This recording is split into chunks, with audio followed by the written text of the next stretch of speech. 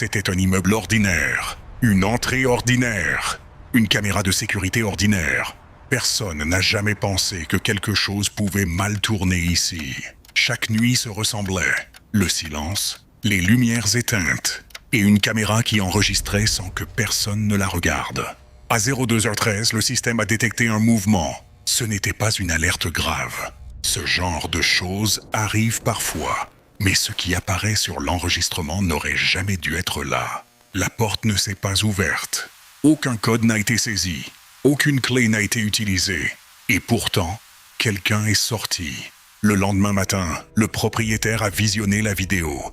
Et à cet instant précis, quelque chose s'est brisé en lui. Parce que la personne filmée, c'était lui.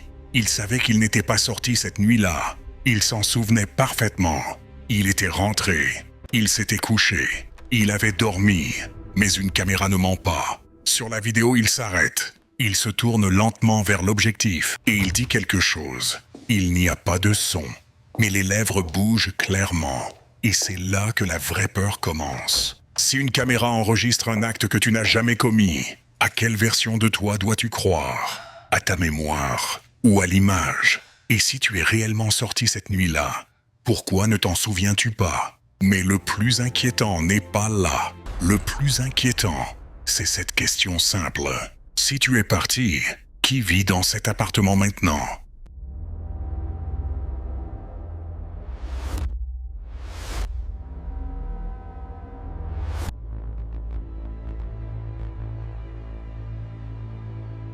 Le propriétaire a regardé la vidéo encore et encore. Il revenait en arrière, avançait. Un détail est devenu impossible à ignorer. La silhouette était plus proche à chaque fois. Ce n'était pas un hasard. L'enregistrement restait le même, mais ce qu'il contenait changeait. Pour la première fois, il l'a ressenti. La vidéo l'observait. La silhouette s'est arrêtée, a tourné la tête, comme si elle sentait une présence. Il a murmuré « Ce n'est pas moi ». Mais alors une question s'est imposée. Si ce n'est pas toi, pourquoi bouge-t-il comme toi? Pourquoi porte-t-il tes vêtements? Pourquoi sort-il de ton appartement? Le plus inquiétant, c'est que si cette vidéo était normale, elle ne changerait jamais. Mais elle ne change pas. Elle se rapproche. C'est à ce moment-là qu'il a compris. Le problème n'était pas la caméra, ni l'enregistrement. Le problème, c'était qu'ils étaient deux dans l'appartement. Il l'a vu dans le miroir. Le reflet bougeait avec un léger retard, comme si ce n'était pas lui. Comme si quelqu'un observait depuis l'autre côté. La silhouette sur la vidéo ne bougeait plus. Elle ne se cachait pas. Elle ne fuyait pas. Elle attendait. Il a essayé d'éteindre la caméra. Le système ne répondait pas. Un seul message restait affiché. Live feed active. Alors une question est apparue. Si c'est une diffusion en direct, qui regarde? La porte était verrouillée de l'intérieur. Les fenêtres fermées.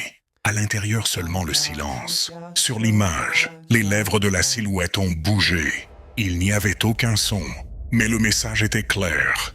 Je suis encore là. Ce n'était pas une menace. Ce n'était pas un avertissement.